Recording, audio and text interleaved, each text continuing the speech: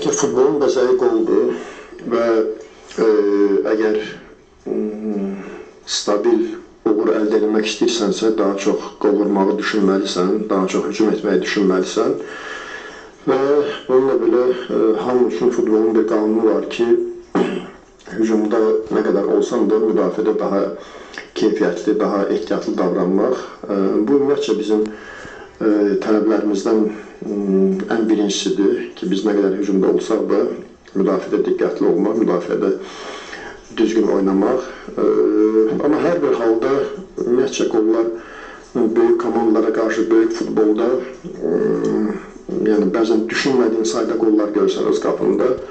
Hər bir rəqibə qarşı bəzən öz düşündüyün nəticəni oyun əldə edə bilmirsən və bütün rəqiblər, bütün böyük məşqçilər görsən ki, il ərzində 1-2 hansısa böyük bir məğlubiyyətlə qarşılaşırlar.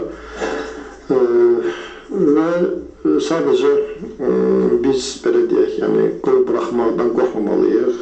Ona görə hücumda biz daha cəsarətli olmalıyıq. Yəni bugün biz ola bilər qol sayı öz qapımızda qol sayını çox görək, amma gələcək üçün biz gələcəyi düşünsək ki, bu cəsarəti, hansı ki, hücumda daha çox olmağı biz bu klubun bir klubda bunu stimullaşdırsaq, mənə gəlir gələcəkdə qol sayı da az olacaq və get-gedə futbolçuların keyfiyyəti, get-gedə ümumi bizim daha güclü çempionatda iştirak etməyimiz məncə bunu az qol buraxmağa daha da reallaşdıracaq. Amma